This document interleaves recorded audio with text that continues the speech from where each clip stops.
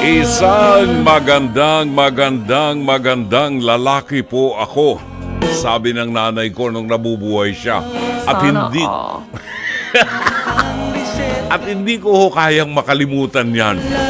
Yan ang kataga ng isang ina na nagmamahal, nagmamalasakit at naniniwala sa kanyang bugtong na anak. Sabi ng nanay ko, ang gwapo-gwapo mo anak. Tinandaan ko po yon at itinanong ko sa aking isipan at sa aking puso. Sana all. Good evening, ito was si Brother June Banaagubod na yabang. Samahan niyo po ako hanggang mamayang alas 11 ng gabi sa napakahaba nating programa na 1.5 hours. Ayun. Kulang na kulang tayo.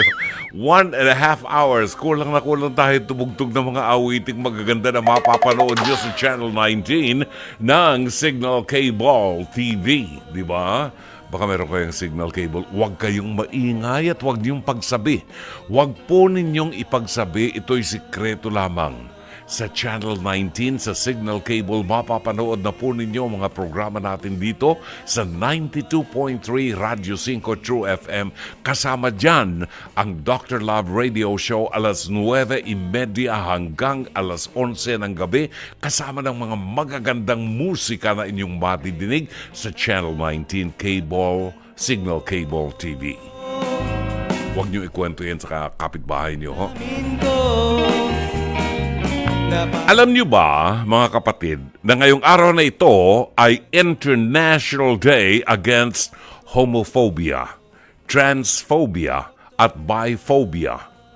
Ito ang uri ng diskriminasyon sa ating LGBTQIA community. Ulitin po nga, homophobia, ito yung, phobia? This is fear.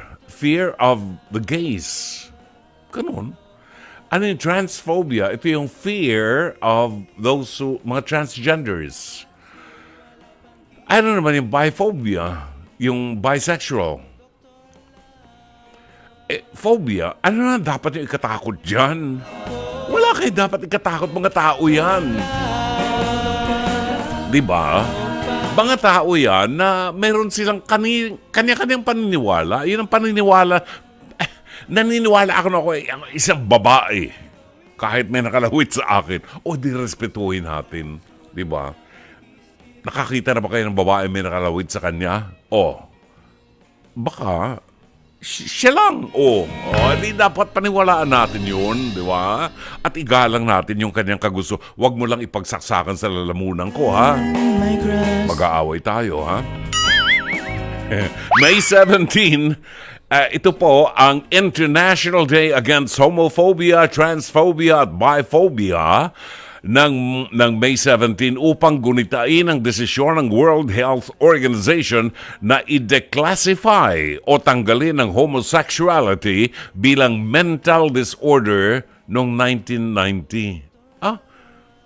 Doon pala, considered yan mental disorder. Pero ito, punta kayo sa Iraq. Subukan nyo lang. Punta kayo sa Iraq. Doon nyo ibigay ang International Day nyo sa Iraq. Pag kayo ay nagsama na parehong lalaki, 15 years ang parusa. At kung ikaw ay gay, 3 years ba ang parusa yata? Kulong. Yun. Iyan ngayon. Sige, punta kayo sa Iraq. Pero alam niyo sa Egypt, Jen, sa Egypt, wala sa tagal-tagal. 14 na taon ako, taon-taon nagpupunta sa Egypt. Sa Cairo, Egypt, sa kasulok-sulukan doon, yung mga basura doon sa Egypt, wala ako nakikitang gay. Bawal sa kanila. Sa India, naku, Diyos ko, hinabol ako ng mga gays dyan sa India. Yung mga gays na lalaki ng daliri sa kamay na ganyan at balahibo sa mukha, talagang ang kakapal kahit anong ahit. Hinahabol ako ng mga walang hiya.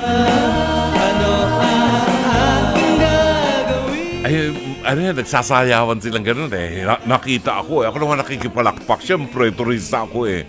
Hinabol ako at gusto akong halikan. Ay, nagtatakbo po ako talaga. Tawanan yung mga tao. Eh, Diyos ko naman, nahalikan ako ng mamang kasing tangkad ko.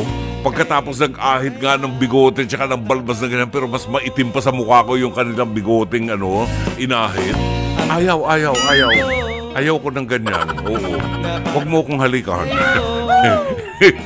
Mas matataba pa sa kamay ko yung daliri nila. Wag, ayoko. Pumili ka naman yung mukhang babae. Meron yan. Makikita mo yan sa Thailand. Naku, mga boy, lady boy sa Thailand. Ay, gaganda ng mga lady boy. Malalaman mo lang, maluloko ka nila. Malalaman mo lang, nagbabago boses, ha?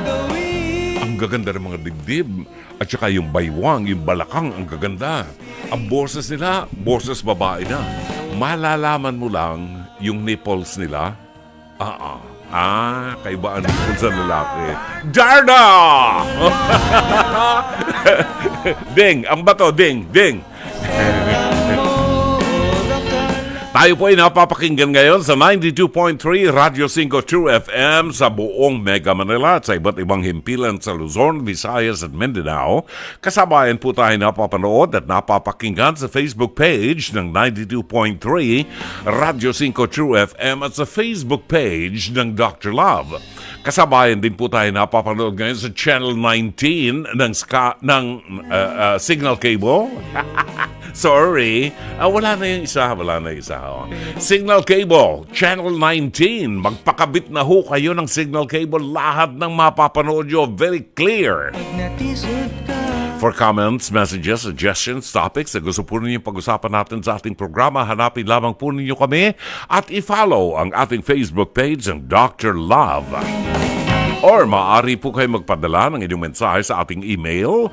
Ang ating email address ay drloveradio5@gmail.com o dili kaya ay tumawag po kayo sa ating hotline sa 863-15788 at 863-16674. Please share din ang live stream ng ating episode tonight. Sige, humirit na tayo para sa ating pagbabalik ang mabuting balita ng Panginoon. Pagkain pang-spiritual. Mga salita ng Diyos na nag-iiwan ng pag-asa, kapanatagan at kapayapaan. Pagkain pang-spiritual. Hango sa bagong tipan ng banal na aklat. Pagkain pang-spiritual.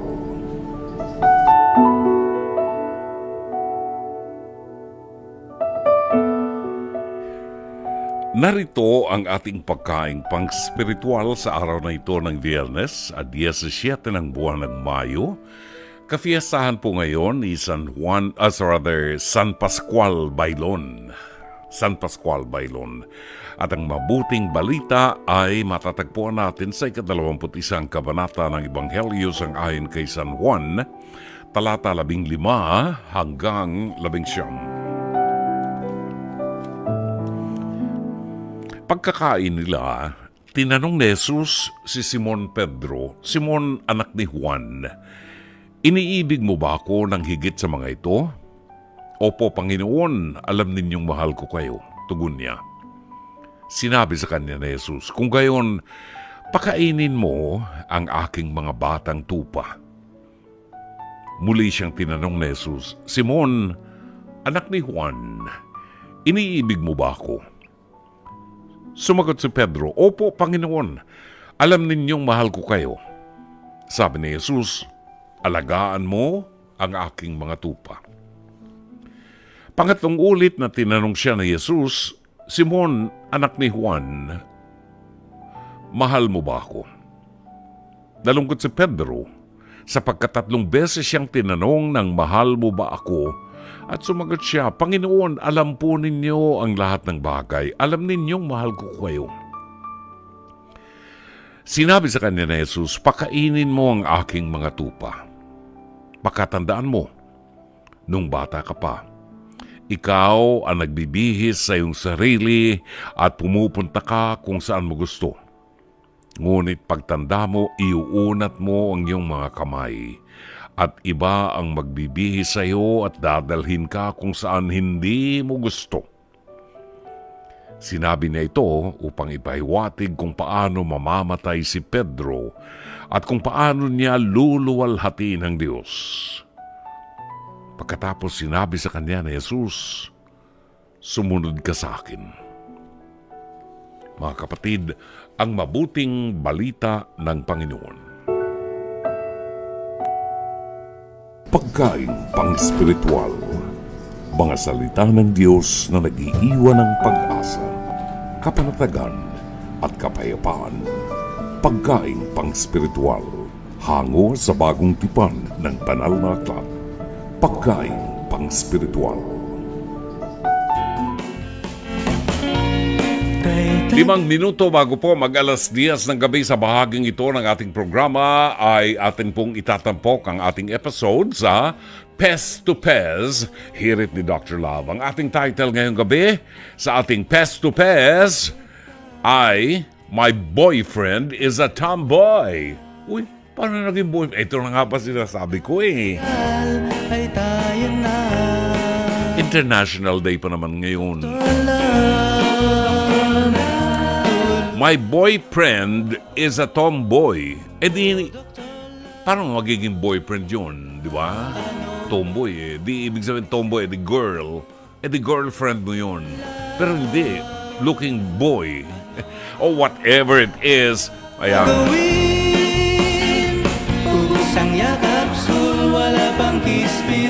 Nagpanggap na lalaki online, akala niya lalaki. Ay naku, parang natatandaan ko ito. Naging showtan niya online. Yon, ito ba yung nagkautangan sila? Nagpahiram ng pera? Yon. Eh, itong tomboy na ito, nagpanggap na lalaki at nanghiram ng pera doon sa kanyang shota. Yung shota niya, may anak yun. At hindi rin naman kayamanan. Pero, naperahan siya. Yon. 6 anak, grabe no. Napirahan siya ng kanyang boyfriend na tomboy. Alamin ho natin, panoorin natin para hindi na magkwenta na matagal. Narito ang ating episode ngayong gabi sa Pest to Pez. Hirit ni Dr. Love, My Boyfriend is a Tomboy. Eto. Kasama natin ngayon si Nika. Nika, ano ang nangyari? Bakit ka nagagalit kung ang boyfriend mo naman, ano ba naman kung tomboy, 'di ba? Ano ba nangyari? Naging ka-chat ko po kasi siya.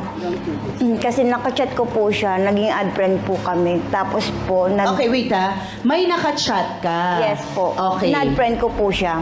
May naka-chat ka, friend mo. Yes po. Okay, tapos? Ako po yung una nag-attempt sa kanya na mag-chat.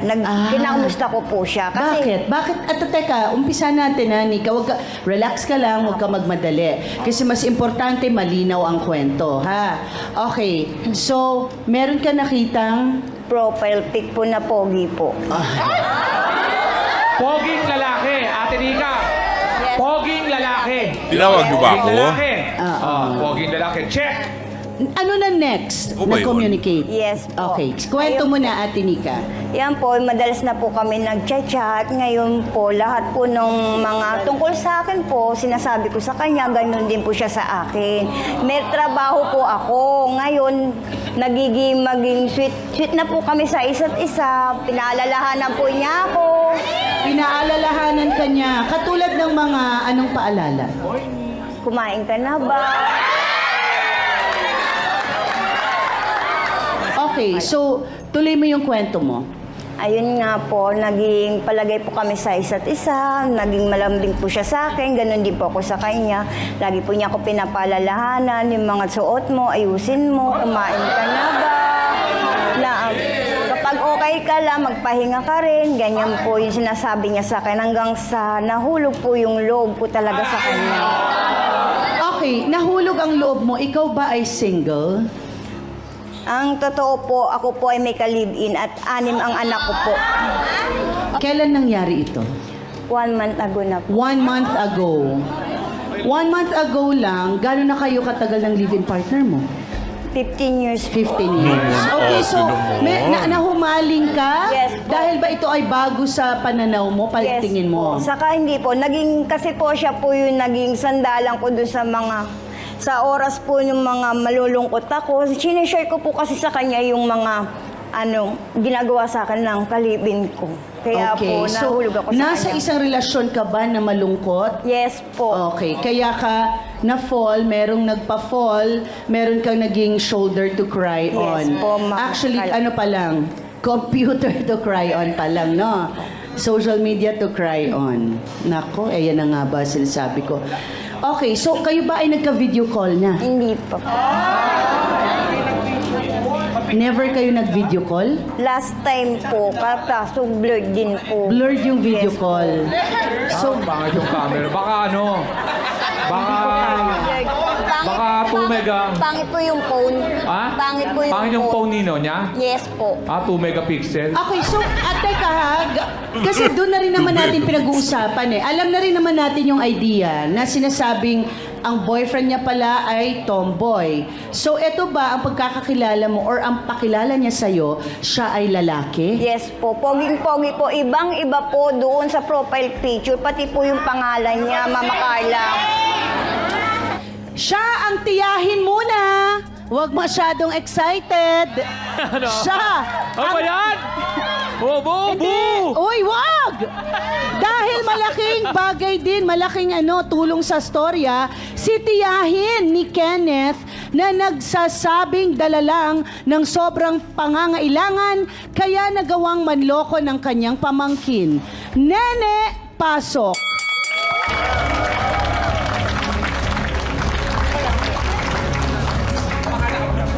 Ate Nene, diretsahang tanong, ano itong mga matitinding pangangailangan ng pamangkin mo para umabot sa panluloko? Ate Nene, tanungin muna kita kasi tinignan namin yung profile pic, may nakalagay one mutual friend. Ikaw ba yon? Hindi po. Okay, hindi ikaw. Okay, so yung tanong ko sa inyo kanina, ano yung mga pangangailangan? Bakit kailangan umabot sa panluloko na? Ma'am, kailangan kasi po, wala po siyang trabaho. Wala pong talagang pagkukuha ng talaga ng pera. Ngayon, sa amin hindi po siya makahingi, gawa rin. Walang-wala rin po kami. Kaya nagawa po ng pamangking ko po yun. Siya ba ay may kapansanan? Wala naman po. Ilan taon siya? Ilan taon yung pamangkin niyo? Ano po, 21. 21. Siya ba ay may sakit po ba? Wala po. Walang sakit. Wala po. So wala hong dahilan para hindi makadiskarte ng tamang pagkita ng pera. Sinika lang ba yung naloko niya o marami pa siyang Pangalawa na po, ma'am. pangalawa na? Nakamagkano ka na ba, Nika? Bakit ganito na yung galit mo sa kanya? Kailan ang unang hingi? Noong April 1 po, 3,000 po. Bakit daw? Anong Kasi dahilan? daw po may sakit ang nanay niya. Totoo ba to, Ate Nene? May Ito po, sakit ma'am. talaga? Meron po, ma'am. Talagang may sakit po. May sakit talaga yung nanay niya. Okay, so talagang merong kapit sa patalim na peg, no, sa para makapanloko ka. Ay, nako, pero wala talagang justification yung panluloko. Panluloko ay panluloko, 'di ba? Katulad ng lalo na yung social media na manghihingi ka ng pera. Ang daming ganyan, ha. May mga ibang lahi pa nga. May mga ibang lahi at hindi lang milyon ang nakukuha nila minsan. Okay. So, Nika, magkano yung next? 1K po. Ito na yung pinakahuli. Yes po. So, naka-4,000. Yes po. Okay. And then after, ano na nangyari? Kayo ba ay nagkita na? Ano po, nag-request po siya na magmita po kami. Umuo naman po ako dahil nga po talagang gusto ko na rin siyang makita ng time na yun po, Mama Carla. No, yung live-in ko po, lagi po siyang stay-in from Pangasinan. Hindi na po siya sa akin umuuwi. So, hindi na siya live-in. Live-out na siya. Living out pala, oo. Okay, kung living out na siya, kasi malungkot ang buhay ni Ate Nika, ha? Yes, Nakikita ko naman. Sa 6 na anak, Yes. suportado. Di bali, minsan po nagkukulang rin po. Kaya po, lahat po ng trabaho ginawa ko po, namamasura ako. Namamasura po ako, nagigip po ako sa kapitbahay namin. Kulang po talaga yung pera ng 6 na anak namin. Yun nga po, kaya po nangyari na gano'n na. At nag-extra ka pa ng padala Yun nga po. sa kachat mo. Siya naman ang tiyahin ni Nika na galit sa ginagawang panloloko ni Kenneth kay Nika. Ningning, pasok!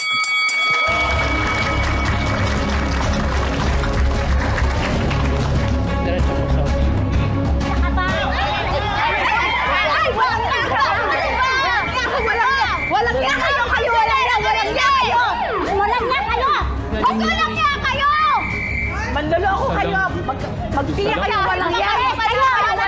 Walang niya! Kayo! Kasi! Manandi ako! Kung ano yung manandi ako? Pero ang manandi ako! Pamakin mo yung pera ko! Pinaghirapan ko yan! Yung pera mo yan!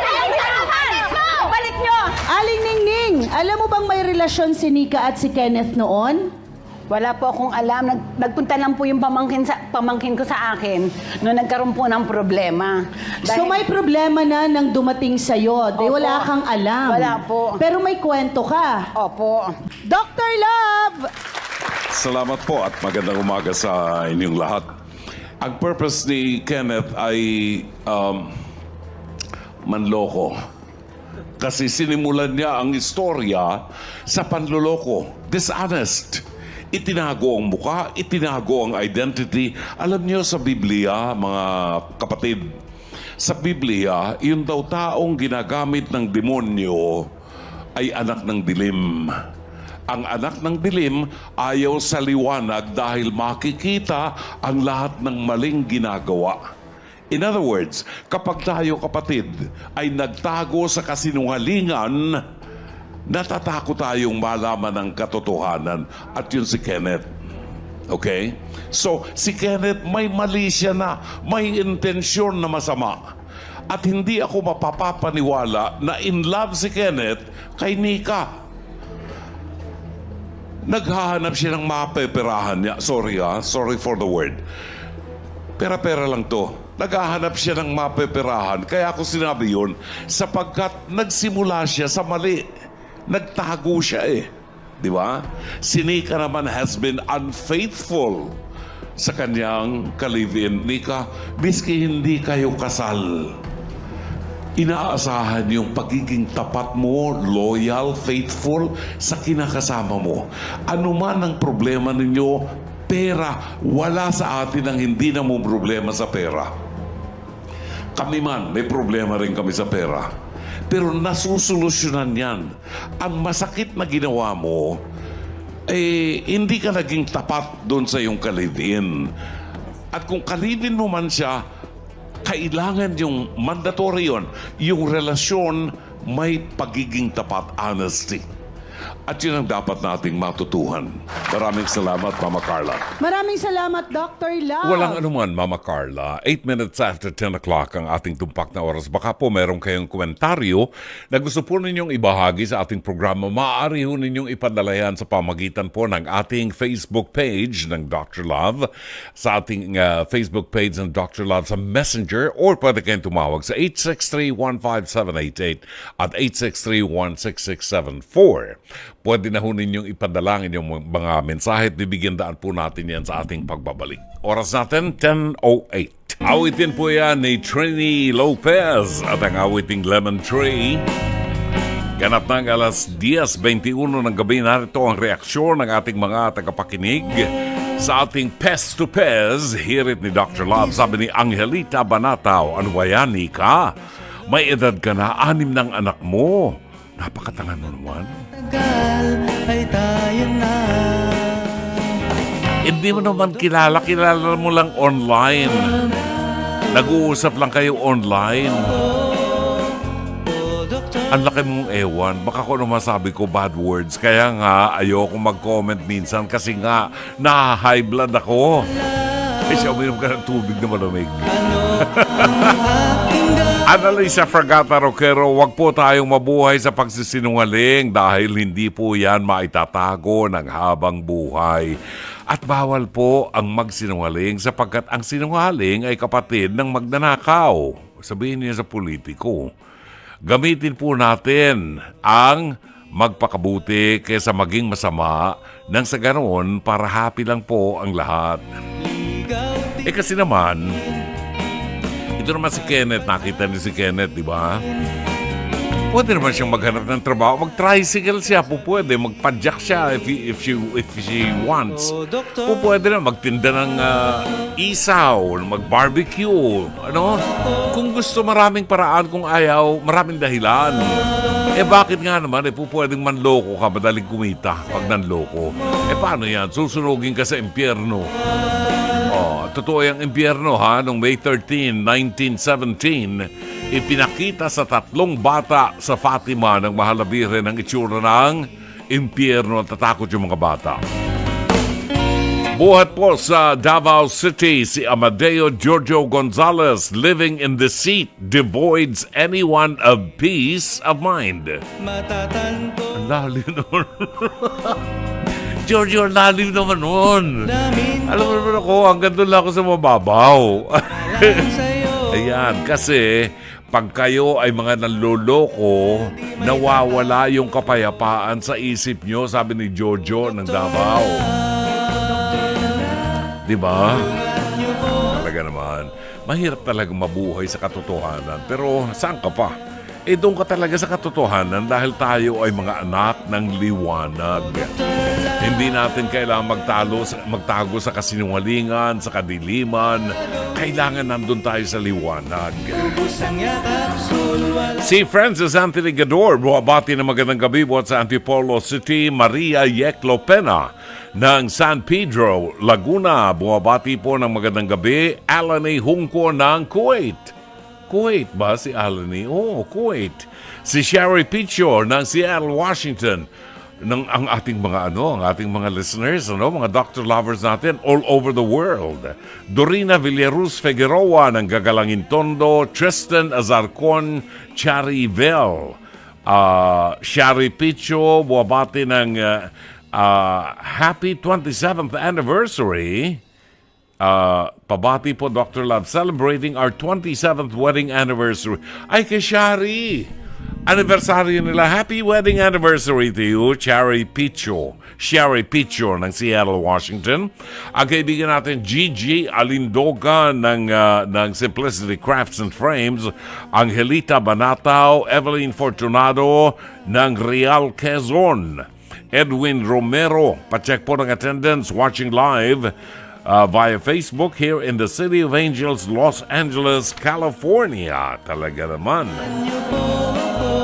Batiin din natin ang kaibigan ko, Chef Jesse Sincioko. Magandang gabi at happy listening to you, my friend. Zenny Dayang Hirang, good evening and happy listening. Marivi Viola, Myra Bulisay Lee, and Elizabeth Villa Gonzalo. Si Emerson Alvarez, pa-shout out po sa cousin ko dyan sa San Pascual, Batangas. Alay sa Batangas Are ay si Norbing Nasyon. Ang pagbati po ay buhat kay Emerson Alvarez ng Pasig City. Ay huwag masyadong nabarekan Lina Ho ng Plaridel, Bulacan. Amadeo Gonzalez, Guy Giorgio Gonzalez ng Davao City and Los Angeles, California. Magandang gabi. Susan Reyes Montinola ng San Pedro, Laguna.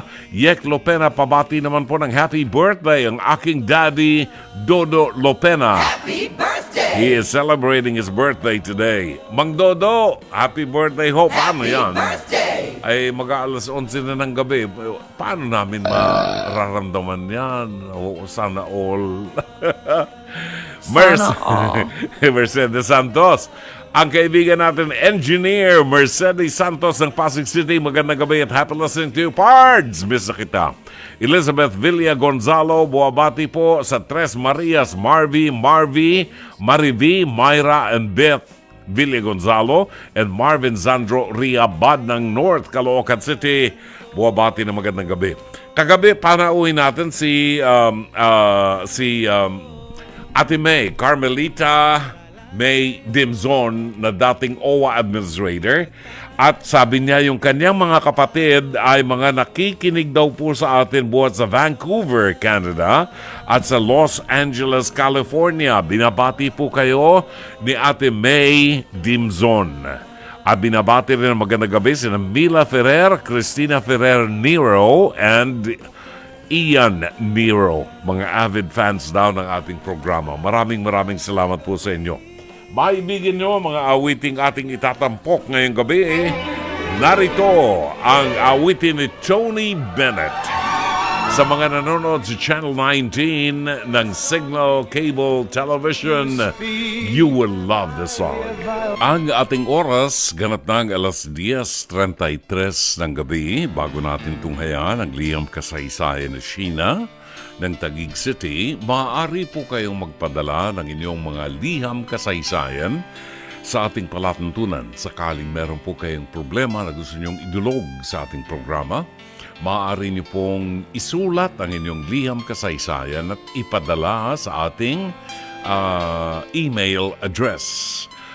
Ang ating email address ay drloveradio5@gmail.com, or pwede yun ninyong ipadala ang inyong mensahe sa Dr. Love Facebook Messenger, o dili kayo tumawag kayo sa 863-15788 at 863-16674 para sa live counseling.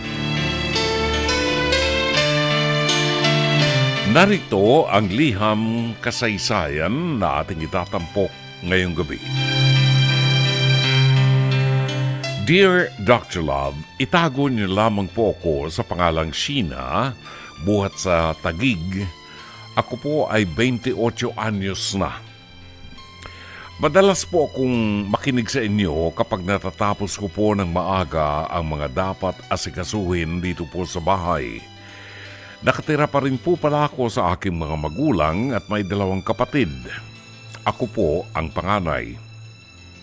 Dr. Love, sa pakikinig ko po sa inyo, nagkaroon po ako ng impression na yung mga bagay na hindi kayang i-share o i-ask ng advice sa iba, sa magulang o kaibigan, sa inyo po ay pupwede.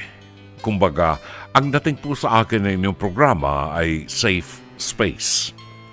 Kaya naman nagdesisyon po ako na ilapit sa inyo ang pinagdaraanan ko po ngayon. Mayroon po akong present boyfriend. Gusto siya ng aking mga magulang. Gusto at mahal ko rin po siya, Dr. Love. Magdadalawang taon na po kami. Kaya nga lamang po, namumroblema ako. Para po kasing nakakaranas ako ng pagkalito nitong mga nakaraang araw. Hindi ko po kinukwestiyon ang pagmamahal ko sa kanya. Siya na po ang ideal man para sa akin. Gustong-gusto ko po kasi kung paano niya rin mahalin ang mga mahal ko sa buhay. Pero Dr. Love, meron po akong best friend at may di po ako magandang nararamdaman sa kanya. Kababata ko po siya. Nitong mga nakaraang araw, nakaraang panahon, dahil nawalan siya ng work, sa amin po siya madalas tumambay. Hindi naman po kasi ako palalabas, kaya hindi niya ako maaya. Sa ilang linggo na sunod-sunod na magkasama kami, sabay sa lahat ng bagay, para bang may mali, Dr. Love. Hindi ko po maintindihan. Huwag niyo po sana akong husgahan. Pinipilit ko pong hindi pansinin at pinipilit ko pong baliwalain, pero habang tumatagal, para pong lalong lumalala. Dr. Love, iba na ang titig ko sa mga labi niya. Iba na ang pakiramdam ko sa tuwing naghahawak ang mga kamay namin. Ang problema ko po, Dr. Love, babae po ang best friend ko. Straight po siya, at noon, alam ko, straight na babae din po ako. Pero sa dinadanas ko ngayon, hindi ko na po sigurado. Ano po ba ang dapat kong gawin? Ano po ba talaga ako? Halo-halo po ang nararamdaman ko. Natatakot, nalilito, worried, guilty dahil sa boyfriend ko. Hindi ko po alam kung paano ikukumpirma ang mga bagay at paano tatanggapin kapag luminaw na sa akin ang lahat. At Dr. Love, kasalanan na rin po bang maituturing ang nangyayari sa akin ngayon? Umaasa pong matutulungan ninyo ko, gumagalang, Sheena.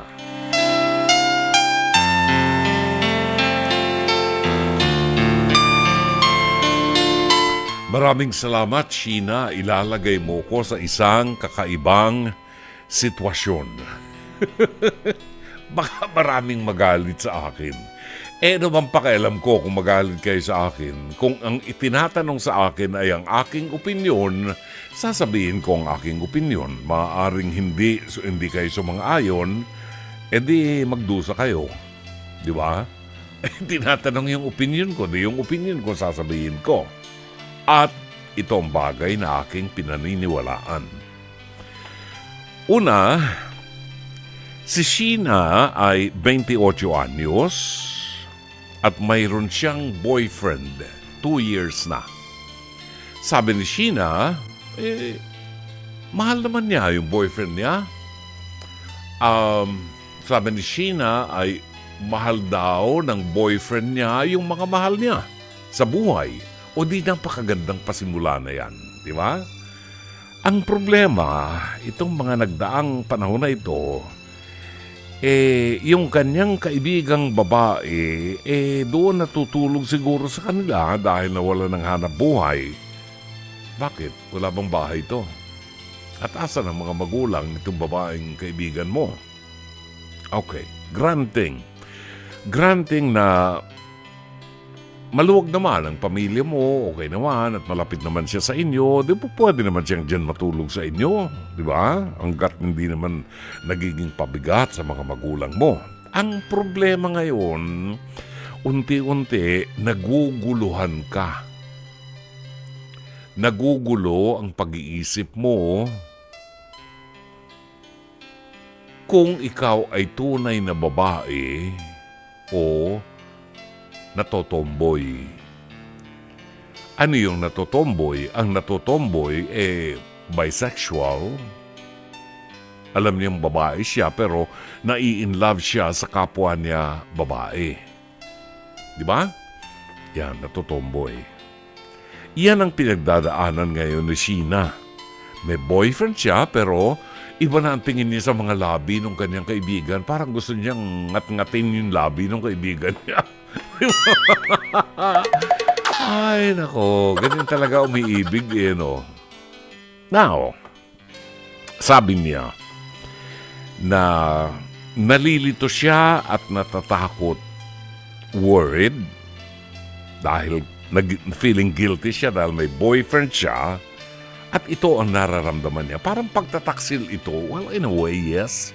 Pagtataksil dun sa kanyang boyfriend. Now, itong mga panahon na ito, Sheena, maraming kabataan ngayon. Ito, pinag-uusapan namin to ng isang psychologist. Na napakaraming kabataan ngayon ang dumadaan sa ganitong sitwasyon. Na naguguluhan sila sa buhay nila. Ano ba ako? Lalaki ba ako o babae? Ako ba'y lalaki na, ako ba'y babae na nakulong sa katawan ng isang lalaki? Kung ano-ano namang. Bakit? Kasi nagkalat na po ngayon ang mga ganyang takbo ng kaisipan. Pumunta kayo sa, anong pangalan? Sa Thailand. Yung mga ladyboys sa Thailand, at least yung mga ladyboys sa Thailand, alam nila na boy sila. Sa ibang parte ng mundo, kahit dito sa atin kasi, meron dito mga lalaking may nakalawit na ganun, pareho kung may nakalawit, pero gusto umihi doon sa ihian ng mga babae, sa toilet ng babae, dahil feeling nila girl sila. Feeling lang nila girl sila. Kung paano yun? Kung ako, feeling ko na ako'y pusa. Maniniwala ba kayong pusa ako? Di ba? Ganun Hindi po pwedeng ibase yan sa feeling. Kaya kumakalat ngayon yan, problema ng lipunan. Tingnan nyo doon sa Thailand, ang daming ladyboy. At sa kanila, nagiging negosyo na yan sa gabi, maniwala kayo. Yung mga foreigners, mga AFAM. Ayan, AFAM. Yung mga foreigners na nagpupunta doon sa Thailand, kahit sa tabi ng karsada, laplapan ng laplapan, halikan ng halikan, sa kapwa lalaki, sa kanto, o pagkatapos magre-reklamo na wala yung kanilang wallet. O di ba? Nasa ano yan? Nasa newspapers yan. Kasi napakaraming pinagpipilian ngayon. Ginugulo natin ang buhay natin. Ginugulo natin ang buhay natin. Kasimple lang po ng buhay natin. Kung ako ang tatanungin nyo, itinatanong kasi sa akin ni Sheena anong aking opinion sa bagay na ito, di sasabihin ko po ang opinion ko. Mahirap naman sabihin ko sa inyo ang opinion ng aking producer, si Jen Jen. Eh di siya na lang magprograma dito, di ba? So yung aking opinion ang sasabihin ko. Sa isang pakikipagrelasyon, Sheena, mahalaga ang pagiging tapat. O kahit na nga, isama na natin yan sa relasyon ng isang bakla at saka ng isang lalaki, relasyon ng tomboy sa isang babae, kailangan yan yung pagiging tapat, loyalty, faithfulness. Kailangan tapat. Kapag nawala yan, mawawasak ang isang magandang relasyon. Now, dapat mong tanungin, ano ba ang mga pangarap mo, Sheena? Dito tayo magkakatalo. Ano ba ang pangarap mo? Ikaw ay igagalang ko kung ano man ang desisyon mo. Hindi kita hahatulan. Dahil yan ang gusto mo, di ba? Actually, araw-araw humahatol tayo. Sa lahat ng mga nangyayari sa kapaligiran natin, humahatol tayo. Kaya tantanan nyo ko pag sinabi niyong huwag kang masyadong judgmental. Huwag kang judgmental. Ek nyo. Lahat tayo judgmental every day. Di ba? Humahatol tayo base sa nadidinig natin, base sa nakikita nating ginagawa. Hinahatulan natin yan. Kapag ikay nakasakay sa jeep at pumara ka, hindi ka ipinara doon sa gusto mong parahan o hindi ka sinuklian ng tama, hindi mo ba hahatulan yung driver na yon? Di ba? Hahatulan mo yung driver na yon. Sasabihin mo sa kanya, napakasamang tao mo. Bakit mo ko dinadaya? So you become judgmental. Lahat tayo, humahatol tayo. Ang hindi lang natin pwedeng hatulan ay ang relasyon ng kapwa natin sa Diyos. Yon, hindi natin kayang hatulan yon. Pero hinahatulan natin, normal lang yan, ang bawat kilos at salita ng isang tao. Now, balikan natin ang problema mo, Sheena. Ano ba ang pangarap mo sa buhay? Ikaw ba ay nangangarap na magkaroon ka ng isang batang sanggol na nanggaling sa katawan mo, na inaalagaan mo, pinasususo mo, binibihisan mo, papaliguan mo, ihatid mo sa eskwelahan, tuturuan mo ng magandang values. Yun ba ang pangarap mo? Na ang mga anak mo ay palakihin mo ng may takot sa Diyos at maging mabuting miyembro ng ating lipunan. Pangarap mo ba na makakita ng mga bata na nagtatakbuhan sa loob ng bahay at napakasaya kayong mag-asawa? Kung iyon ang pangarap mo, kalimutan mo na ang pagiging tomboy mo dahil hindi ka magkakaanak. Kung ang kinakasama mo ay kapwa mo babae. Kung ang pangarap mo sa buhay ay manatili kang ganyan na walang anak na magkakalinga sa iyo, at isusugal mo ang buhay mo sa isang babae na someday ay maghanap ng isang lalaki kasi yun ang normal na takbo ng buhay. Ang babae naghahanap ng lalaki. Ang lalaki hinahanap ang babae sapagkat yan ang sadyang ginawa ng Diyos. They complement each other for the purpose of copulation. Magtalik. At sa pagtatalik ay magkaroon ng pamilya. Yan ang plano ng Diyos. Kaya may babae, may lalaki. Now, may mga lalaking tinatawag dating single blessedness, may babaeng single blessedness na hindi pinagagalaw ang katawan. They offer it to God. Yun, blessedness. May mga babaeng ang pangarap ay magsolo lang sila. Magpaaral ang mga pamangkin. Pero higit na nakararaming mga babae ang nangangarap na makipagtalik sa asawa. Kasi pogi yung asawa, kamukha ni June Banaag. Di ba? Sana all. If you only knew. Di ba? Kung ang asawa mo kamukha ni Rome, kamukha ni Direk Chic, kamukha ni Richard Gomez, hindi ba papangarapin mo na paggabi magtali kayo nitong asawa mo at magkaroon kayo ng pamilya? So, it all boils down to one thing. Ano ang pangarap mo? Pangarap mo bang magkaroon ng pamilya? Kung pangarap mo ay magkaroon ng pamilya, you better make up your mind. Sheena, kasi magkakaroon ka lamang ng pamilya kung may asawa kang lalaki na magbibigay sa iyo ng punlay na tatanim sa iyong itlog.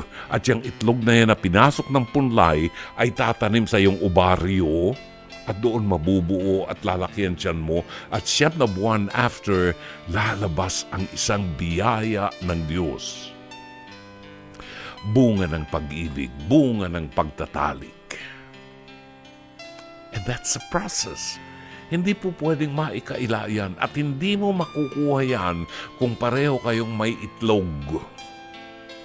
Kahit kaming mga lalaki, kahit puro punlay ang isaksak ilagay mo sa tenga ng isang lalaki ang punlay, hindi magbubuntis ang lalaki. Biska paanong gawin mo? Ang kailangan ng punlay ay itlog para matanim sa ovaryo. See? So, ano ang priority mo? Ang priority mo ba ay magkaroon ka ng pamilya? Kung iyon ang priority mo, tibayan mo ang loob mo, lumayo ka sa tukso, paalisin mo yung kaibigan mong yan sa bahay niyo dahil baka naliligo yan o magkatabi kayo natutulog, makita mo maputi ang hita, matutukso ka dyan. Now, higit sa lahat, kailangan may takot ka sa Diyos. Kung ang Diyos ay mahalaga sa buhay mo, lahat ay iinog sa Diyos. Kung walang halaga ang Diyos sa buhay mo, bahala ka na sa buhay mo. Di ba? At ako'y naniniwala na ikaw ay may takot sa Diyos at naniniwala pa rin na ang buhay mo ay gagabayan ng Diyos. Sapagkat itinatanong mo sa akin, kasalanan na rin po bang maituturing ang nangyayari sa akin ngayon? Ang sagot, Sheena, hindi kasalanan ang nangyayari sa iyo ngayon sapagkat naguguluhan ka. Ang kasalanan ay kung magsisimula kang makipagtalik, mahiga sa iisang kama at magturingan kayong mag-asawa na pareho kayong babae. Diyan magsisimula ang kasalanan kapag kayo'y nagtalik ng kapwa mo babae sapagkat yan ay lumalabag sa batas ng Diyos at sa mga pangarap ng Diyos na ang babae ay para sa lalaki at ang lalaki ay para sa babae. And that's the principle of life. Sana'y natulungan ka ng palatuntunang ito. As always,